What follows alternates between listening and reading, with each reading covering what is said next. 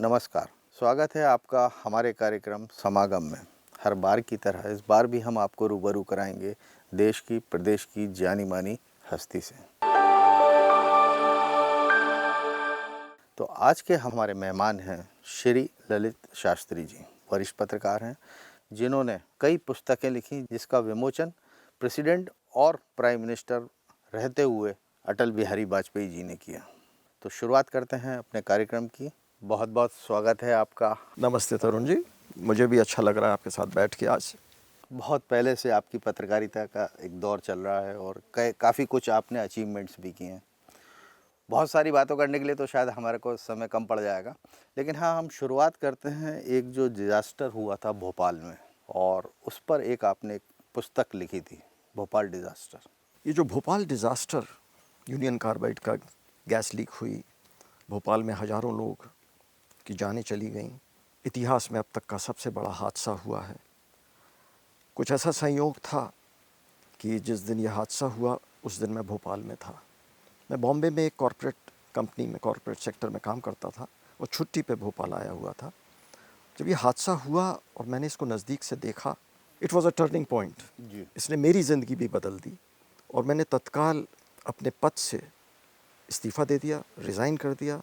मैं अपने जॉब पे बॉम्बे लौटा नहीं और मैंने ये निश्चय किया कि मैं एक अपनी तरफ से पूरी जांच करूंगा, इन्वेस्टिगेट करूंगा कि किन कारणों से हादसा हुआ, इस हादसे के क्या परिणाम हुए, इससे कैसे निपटा जा रहा है, और उससे भी ऊपर जो एक मुख्य बात थी, इसके लिए कौन जिम्मेदार है और जिम्मेदारी फिक्स करने की ज़रूरत है। ये सारे विचार तत्काल, जैसे कंप्यूटर जैसे स्पीड से काम करता है, विचार आए, क्योंकि झकझोर दिया था इस हादसे ने।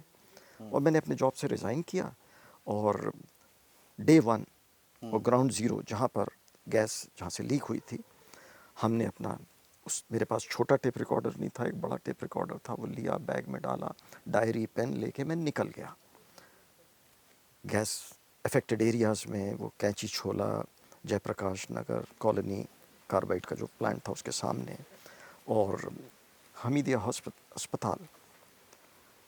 जो देखा मैं दोबारा नहीं दोहराना चाहूँगा, बहुत ही भयावह स्थिति थी जी। और जो जांच शुरू करी हमने, वो चलती गई और बड़ी बड़ी बातें सामने आने लगीं, निष्कर्ष निकलने लगे। और एक दिन एक मुझे इन्फॉर्मेशन मिली, जो एक लाइन की इन्फॉर्मेशन थी कि जो भोपाल में यूनियन कार्बाइड का प्लांट स्थापित किया गया, वो सेकेंड हैंड, आउटडेटेड, पुराना, और जिसको लोग रद्दी में फेंक दें, ऐसा प्लांट यूनियन कार्बाइड ने डैनबरी से भोपाल भेज दिया था। तो अब ये प्राइमरी सोर्स नहीं था इन्फॉर्मेशन का। मैंने कहा इसको बुक में हमें लिखना है तो मुझे अमेरिका जाना चाहिए और वहाँ देख के, आँखों से देख के और समझ के, तब ये वाली बात अपनी किताब में। जब ये डिज़ास्टर हुआ, लाशें पड़ी हुई थी, हॉस्पिटल के प्रेमाइसेस में पड़ी थी, कुछ सड़क पर थी, कुछ पार्कों में थी, कहीं कहीं थी, तो उस समय कौन सी संस्थाएं भोपाल की ऐसी सोशल है वो निकल के बाहर आई, और कौन सी कम्युनिटी ने ऐसा कुछ किया कि जिसको आप अप्रिशिएट करना चाहेंगे? मैक्सिमम मैं अप्रिशिएट करूँगा भोपाल के ट्रेडर्स, ओके। मैक्सिमम। और कौन से ट्रेडर्स? जो जुमेराती, इतवारा यहाँ रहते थे। हाँ हाँ। वो तुरंत उन्होंने एक काम शुरू किया, थाने पहुँच के किन किन की मृत्यु हुई है उनको चिन्हित करवाना लोगों से, और मास क्रिमेशन हुआ, कैंची छोला गए, तो क्रिमेशन में मदद करी आके लोगों को। उन्होंने रिलीफ में, जो कई लोग घर के सब अलग तितर बितर हो गए थे, परिवार, किसी को कुछ नहीं पता था कि खाने को क्या है। तो मैंने जो देखा उस समय, हमीदिया अस्पताल से लेके ट्रेडर्स का समूह मोहल्ले के मोहल्ले आ गए थे। तो ये तो जो जुमेराती और ये लोग हैं, ये मेरे ख्याल से ये लोग वहाँ नहीं रहते होंगे, क्योंकि ये भी मोस्ट अफेक्टेड एरिया हुआ करता। मोस्ट अफेक्टेड एरिया था। हाँ। तो इसी में जो बच गए उन्होंने बहुत ज़्यादा काम, हमीदिया अस्पताल उन्हीं लोगों से भरा हुआ था। हाँ। और लोगों को खाने के पैकेट्स मुहैया कराना, और बहुत ज़्यादा काम किया, और जितनी प्रशंसा की जाए कम है।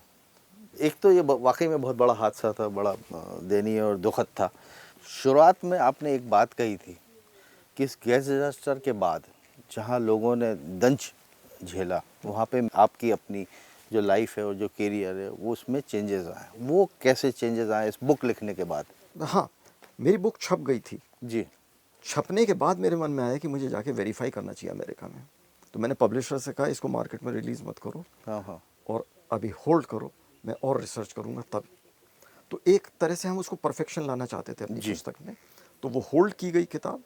ये 85 अक्टूबर नवंबर की बात है। फिर मैं गया तो मैंने कहा जब अमेरिका जा रहे हैं तो ना उस समय ऑन गूगल था, ना इंटरनेट था, ना सर्च इंजन्स थे। जी। आपको या तो कोई एक्सपर्ट मिले जो बताए, जी। या आप सोर्स तक पहुंचिए तो आप जानिए। हाँ। तो मेरा था कि कार्बाइड में लेबर लॉज क्या लगते हैं, हेल्थ को लेकर के क्या होता है। तो अमेरिका भी जाना सोचा, जिनीवा जा कर के WHO के हेडक्वार्टर्स में consultations, studying the health aspects, international labour organisation में। तो ये सब मैंने किया गए आप? और महीनों ये काम किया मैंने। अक्टूबर लास्ट वीक में गया था, पहले स्विट्ज़रलैंड, जी। वहाँ से फिर अमेरिका। और स्विट्ज़रलैंड में का एक और चैप्टर है जो बहुत इम्पोर्टेंट है। मेरा जाने का प्लान ही बन रहा था अमेरिका, तो भोपाल में मैं टकरा गया। एक स्विट्ज़रलैंड का ऑर्गेनाइजेशन है सेंटिनल। तो सेंटिनल के प्रमुख फाउंडर एडमो कैज़र। एडमो कैज़र एक ग्लोबली रिकग्नाइज्ड फिगर, और उनके साथ एक यंग मैन, एक वकील मॉरिस क्रूसो।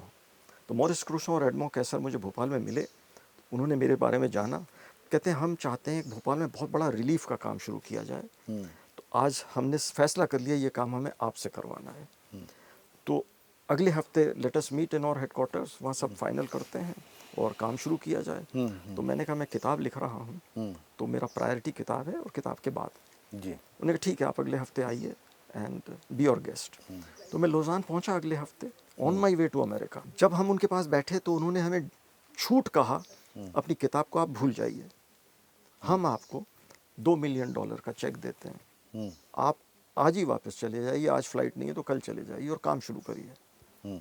तो मैंने उनसे एक सवाल पूछा, आप मुझे $2 मिलियन का चेक देने की बात कर रहे हैं, ये बताइए पैसा आया कहाँ से? मैं किसी पैसे को छूऊंगा तो मैं उसके सोर्स को जानना चाहूँगा, ये पैसा है किसका, कहाँ से। बहुत बड़ी बात है।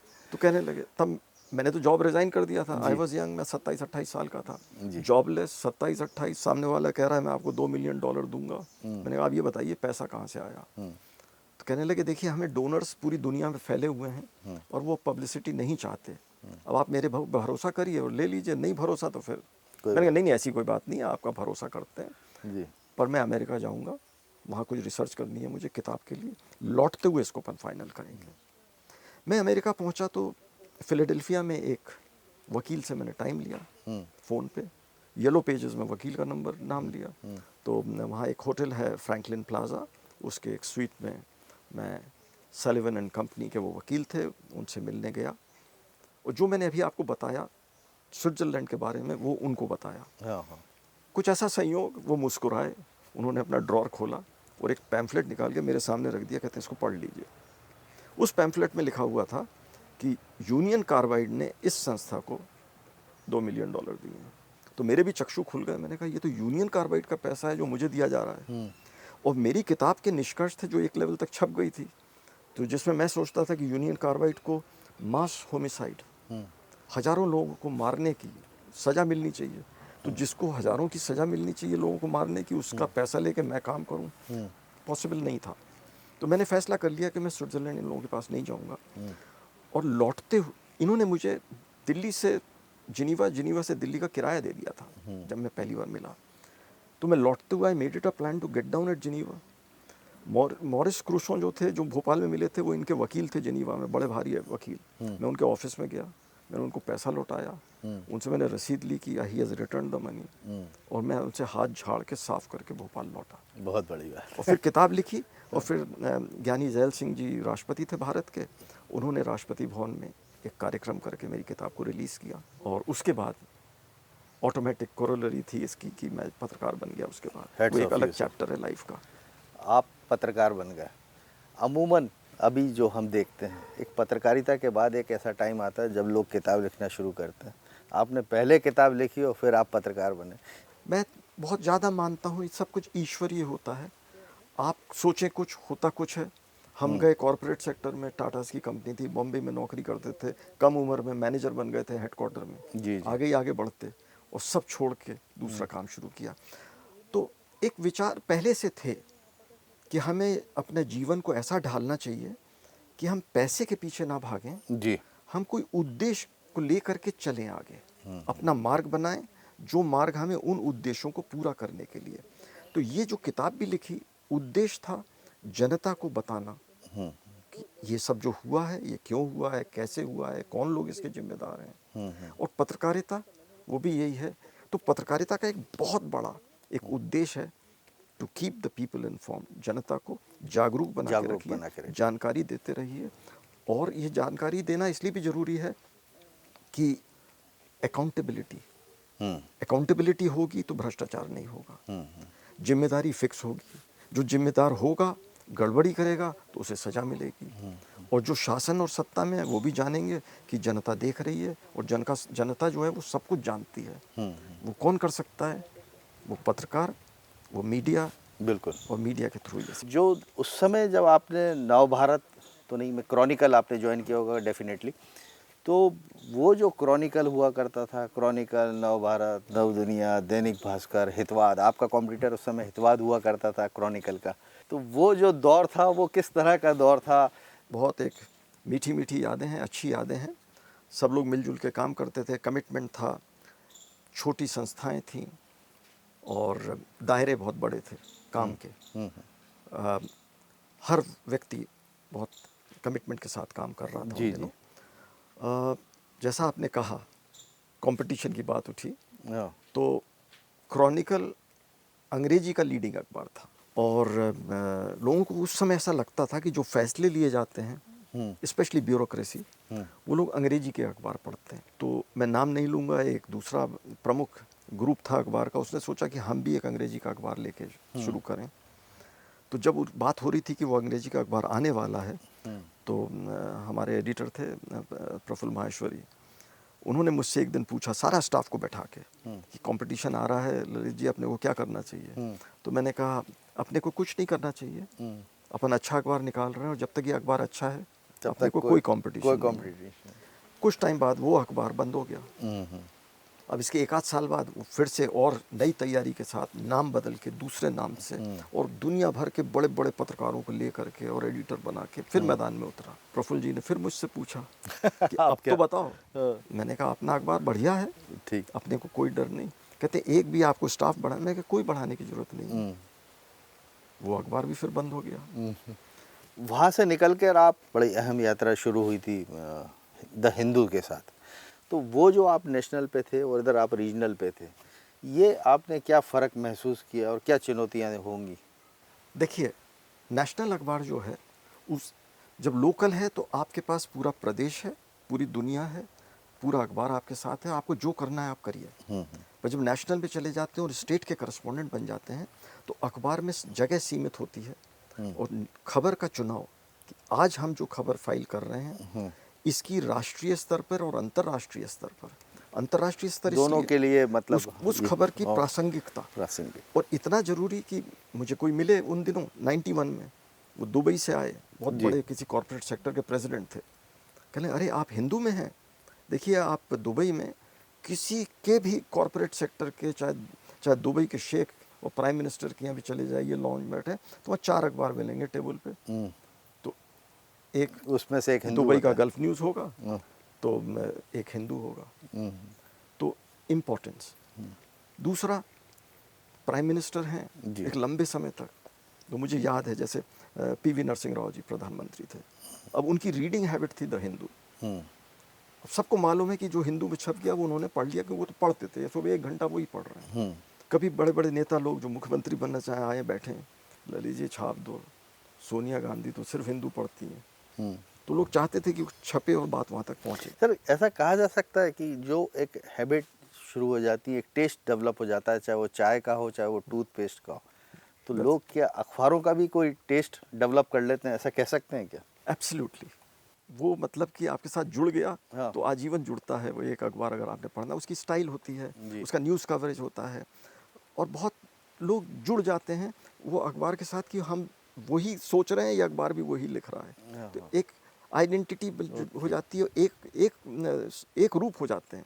आप बात कर रहे थे कि एक लोग के साथ जुड़ाव हुआ करता था, लोग ऐसा मानते थे कि जो पढ़ना चाह रहे हैं, जो देखना चाह रहे हैं, जो जानना चाह रहे हैं, वो सारी चीज़ें उनको सवेरे सवेरे दिख जाती थी, मिल जाती थी। इसका एक बहुत अच्छा उदाहरण, जी। आपने सवाल भी पूरा नहीं किया, उदाहरण है। एक बार की बात है, अनाउंस हो गया कि श्री के.एस. शर्मा मध्य प्रदेश के चीफ सेक्रेटरी अपॉइंट हो गए, और जिस दिन वो अपॉइंट हुए उसी दिन एक टी पार्टी थी, हाई टी थी, और उस हाई टी में नेचुरली वो चीफ सेक्रेटरी अपॉइंट हुए हैं, वो मौजूद थे और सारे पत्रकार आसपास। तो जैसे ही मैंने उनको नमस्ते किया, कह रहे ललित जी आपसे मिलकर बड़ी प्रसन्नता हुई, मैं डेपुटेशन पे दिल्ली में था, मध्य प्रदेश में क्या हो रहा है ये जानने के लिए तो बस मैं हिंदू उठा लेता था और पढ़ लेता था, तो मुझे पता था कि मध्य प्रदेश में क्या हो रहा है। तो ये जो वो बोले वो मेरे एक उदाहरण। एक बार मैं अपने काम से PHQ गया, पुलिस हेडक्वार्टर, और वहाँ ADG प्लानिंग थे श्री मिस्टर माथुर। तो मैं उनके ऑफिस में जैसे ही एंटर किया तो उन्होंने कहा आइए ललित जी, और वहाँ एक कोई व्यक्ति उनके पास बैठे थे जिनको मेरी पीठ थी। जैसे ही मैं बैठा, कह रहे ललित जी बड़े अच्छे समय आए आप, ये सेंट्रल गवर्नमेंट में एडिशनल सेक्रेटरी होम हैं और कोई बजट की तैयारियां हो रही हैं इसलिए आए हुए हैं। और मेरे को जैसे ही इंट्रोड्यूस किया, कहते हैं आप द हिंदू के करस्पॉन्डेंट हैं। उस समय मैं 35-40 की उम्र रही होगी। कहते हैं मुझे आप लोगों को, आपको पढ़ के लगता था कि there is some grand old man, 65-70 साल का आदमी जो लिख रहा है पुलिस मामले के ऊपर, और हम लोग का जो बजट सैंक्शन होते हैं आप तो गाइड करते हो लिख लिख के। बड़े बड़े हम लोगों ने पुलिस हाउसिंग बोर्ड के पैसे, इतने थाने बन गए, इतने सारे रेजिडेंसेस बन गए, सब आप ही ने तो बताया कि लोगों को सुविधा चाहिए।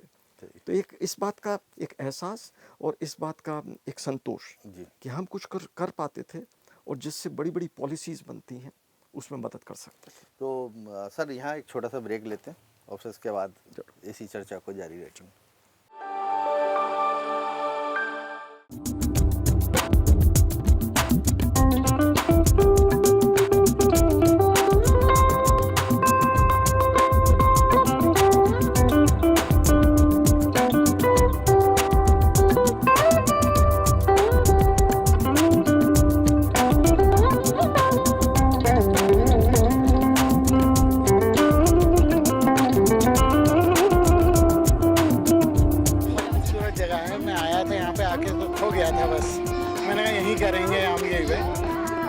हरा भरा और इतना म्यूज़िक के सिवाय यहाँ पे अभी जो हमारे यहाँ एंजॉय करना है, तो maybe we are spoiling that, but बहुत कामनेस है इस जगह में, बहुत सुंदर जगह है।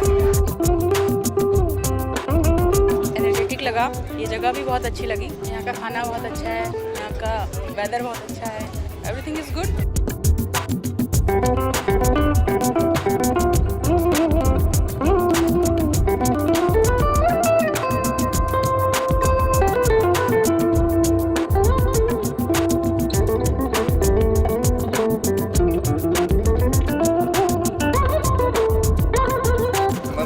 ब्यूटीफुल प्लेस, और ये मेरी सेकंड विजिट है यहाँ पे। लेकिन फर्स्ट विजिट और सेकंड विजिट में मैंने ये देखा है, सेकंड विजिट में तो यहाँ पे स्वर्ग बना दिया है। इस बात तो मतलब इट्स ए मार्वलस, मतलब आपने ये जो even government of Madhya Pradesh को मैं तो चाहता हूँ कि वो खुद टेक ओवर करे क्योंकि इतना अच्छा प्लेस है ये।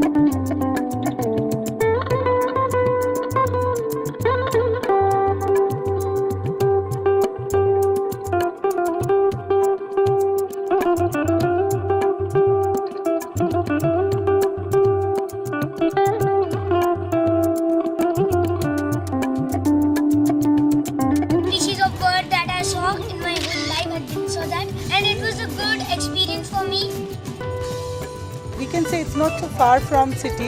It's massive within city, but it gives a look of a forest. It is a very good place to spend weekend with your family as it is very close to nature. Family outing के लिए आना है तो this is an ideal place. If you want to enjoy here, have a calm, quiet time to yourself, this is the best place to be. Absolute fantastic, very good hospitality. This place is very good. I enjoyed very much and ambience बहुत अच्छा है, environment बहुत अच्छा है. ठंड थी तो the bonfire और food, fab food, awesome food and जगह बहुत अच्छी है. मतलब जा जाके एक adventurous हो जाता है कि आप अंधेरे में adventure कर रहे हैं. That's very good.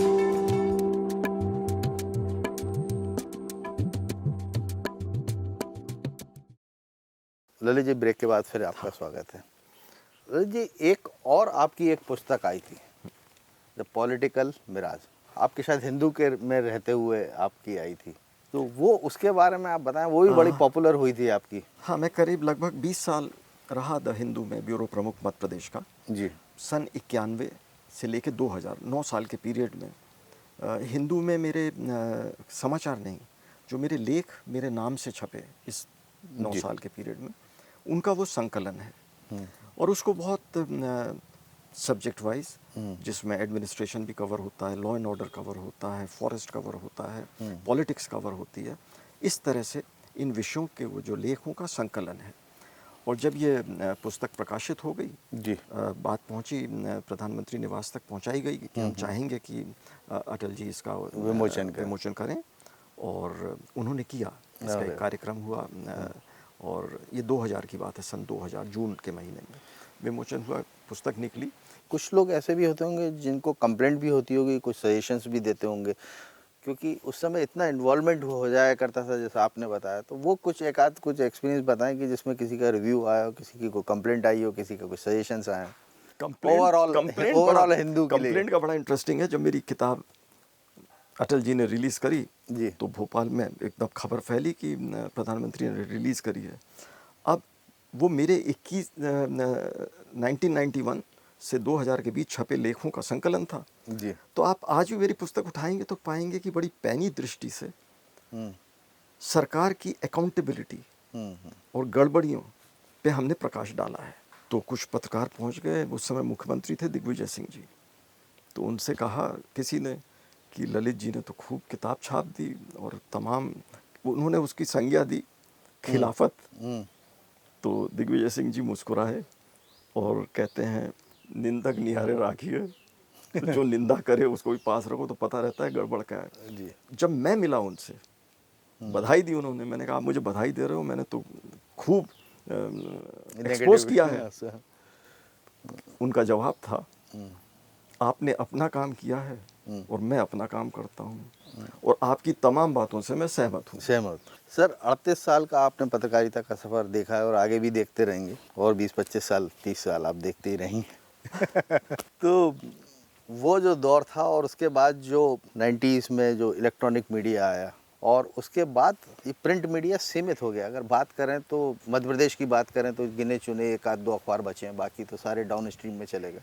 तो ये क्या आप फ़र्क महसूस करते हैं, क्या वजह क्या है इसकी? देखिए, कल ही 5G का उद्घाटन हुआ है अपने देश में जी. फेजेस में सारे देश में आ जाएगा, शुरू 13 शहरों से होगा. अब 5G मतलब स्पीड. आप आज भी अगर अपने स्मार्टफोन के ऊपर ब्राउज करें, कोई वेबसाइट खोलना चाहें तो अगर वो 2 सेकंड भी लेगी तो 5G आने के बाद वो तत्काल आपने क्लिक किया, खुला. तो दुनिया बहुत तेज़ी से आगे बढ़ रही है और समय कम है. चैलेंजेस, टारगेट्स बहुत ज़्यादा हैं. तो जब लोग दौड़ रहे हैं अपने टारगेट्स को लेकर के, तो बहुत कम समय है लोगों के पास कि बैठ के फुर्सत से अखबार पढ़ें. तो एक तो ये कारण है, लोग तेज़ी से. दूसरा, अब 24 घंटे बाद एक अखबार आता है, तो अखबार का वेट करना, तो अखबार वाले भी समझ गए हैं. और उसके बाद उनकी अपनी वेबसाइट है, वो नॉन स्टॉप अपडेट होती रहती है. तो अगर हमने दिन भर हम यूज्ड हुए टाइम्स ऑफ इंडिया की वेबसाइट देखने के लिए या हिंदुस्तान टाइम्स की देखने के लिए, तो हम देख रहे हैं विदेश की वेबसाइट्स हैं. हम नॉन स्टॉप, लोग जो हैं वो खबर के भूखे हैं. खबर जैसा भोजन चाहिए बार बार, वैसे खबर चाहिए बार बार. तो खबर चाहिए बार बार में अखबार जो है वो कहीं पिछड़ जाता है. और अखबार की अहमियत है अपनी, क्योंकि अखबार के पास समय है तो अखबार खोजी पत्रकारिता में बहुत काम कर सकता है और साइक्लिकली कर सकता है। टीवी अगर रोज़ खोजी में आ जाएगा तो फिर टीवी की जो ब्रेकिंग न्यूज़ की जो एडवांटेज है वो पिछड़ जाएगी, वो लंबे लंबे समाचार देने लगेगा। टीवी में एक प्रॉब्लम आती है, वो लंबे लंबे समाचार नहीं दे सकता। क्यों? क्योंकि कब कौन टीवी ऑन कर रहा है, तो जितना शॉर्ट और जितना रिपीटेटिव तो वो अपनी टीआरपी मेंटेन कर सकता है ज़्यादा से ज़्यादा। अपने इलेक्ट्रॉनिक की एक अपनी लिमिटेशंस भी हैं क्योंकि उसको विजुअल्स ज़्यादा तो अखबार इस तरह से सीमित होते जा रहे हैं। एंड कंटेंट इज किंग, जो बेस्ट करेगा कंटेंट वो रहेगा, बाकी पिछड़ जाएंगे। मैंने आपके हाथ में कैमरा भी देखा है और कैमरे से आपको बहुत सारी चीज़ें, चाहे वो बर्ड वॉचिंग हो, चाहे कुछ और हो, दूसरे पेड़ पौधे हैं, एनवायरनमेंट हो, वो शौक़ आपका। मैं मैं संस्मरण सुनाना चाहूँगा। ये 93 की बात है जी, जब राष्ट्रपति शासन था तो तब एक मुख्य सचिव थे NS सेठी। उन्होंने मुझसे कहा, ललित जी हमें चारों तरफ से खबरें आती हैं अधिकारियों की, हमारा जल स्तर नीचे जा रहा है, हमें पता है कारण, हम चाहेंगे आप पत्रकार की हैसियत से जांच करिए और बताइए कि जल स्तर नीचे क्यों जा रहा है। तो उनने हमसे एक अपेक्षा रखी, एक एक्सपेक्टेशन। तो हमने तत्काल फैसला किया, हमने अपने एडिटर से कहा कि हाँ मैं इस जांच पे निकल रहा हूँ। तो मैं निकला भोपाल से जबलपुर, जबलपुर से मंडला, मंडला से कान्हा, कान्हा से उस तरफ बालाघाट, बालाघाट से छिंदवाड़ा, तामिया होते हुए वापस। तो एक हॉर्स शू की तरह सड़क को छोड़ छोड़ के अंदर जा जा के स्टडी किया। तो जो स्टडी किया ऐसा लगा कि मैंने फॉरेस्ट और वाइल्ड लाइफ के किसी बहुत विशाल इंस्टीट्यूशन में दाखिला ले लिया, एडमिशन ले लिया सीखने का। तो जो मैं सीख के आया तो मुख्य मुद्दे मैंने जो सीखे कि जंगल नष्ट क्यों हो रहे हैं। बहुत सारी बातें हैं कि जलाऊ लकड़ी की डिमांड, जंगल में आग लगा देना, मानव निर्मित आगें जो होती हैं आदमी लगाता है, माइनर फॉरेस्ट प्रोड्यूस कलेक्शन के नाम पे एंड सो ऑन। तो बहुत कुछ जब देखा तो लौट के आके खबर तो की, फिर मैं इन्वायरमेंट से जुड़ गया और हमने एक NGO बनाया, crusade for revival of environment and wild life, crew. और क्रू 1997 में बनाया और 1999 में एक रिपोर्ट जारी की टाइगर की स्थिति को लेकर के स्टेटस पे, वैनिशिंग स्ट्राइप्स। तो ये 99 में छपी रिपोर्ट जून में, उसको टाइम्स ऑफ इंडिया ने छापा और अखबारों ने भी छापा। तो टाइम्स ऑफ इंडिया का उदाहरण देते हुए, कोट करते हुए, यूनाइटेड नेशंस की वेबसाइट है UN वायर, उसमें वो छपी उसी दिन। और उसको US सेनेट ने बिल्कुल वो सीधे बैठ गए और डिस्कस किया। और उसी दिन, एक दिन के डिस्कशन में उन्होंने डिसाइड किया कि टाइगर्स के प्रोटेक्शन के लिए $2.5 मिलियन की ग्रांट सालाना दी जाए। वो पैसा इंडिया को आता है, उसका मेजर पोर्शन कुछ बैंकों को भी जाता है, दूसरे एरियाज को भी। और ये जो कैमरा ट्रैपिंग है ये उसी से फंडेड है। अरे वाह। तो वो जो पहले पग मार्क से लेकर के होती थी, अब टाइगर का असेसमेंट शुरू हुआ और असली असेसमेंट तब से शुरू हुआ जब से कैमरा ट्रैपिंग शुरू हुई।